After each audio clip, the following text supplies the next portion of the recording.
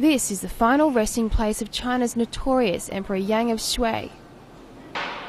Discovered earlier this year at a construction site in Yangzhou in eastern China's Jiangsu province, the burial chamber is filled with the sorts of relics fit for an emperor, even one of China's most feared. But the clear clues are these.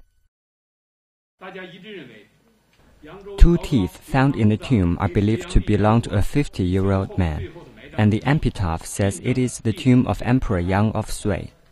We also found a large number of priceless relics inside the tomb, including a jade belt with gold detail.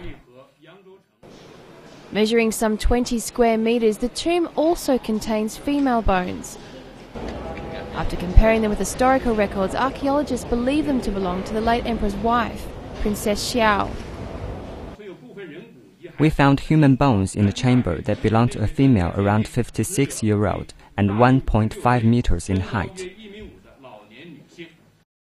Born in 569 AD, Emperor Yang, also known as Yang Guan, was one of China's most fearsome and luxury-loving tyrants until his death in 618 AD. He forced almost 8 million people to work on large projects in ancient China, including the Grand Canal and the Great Wall.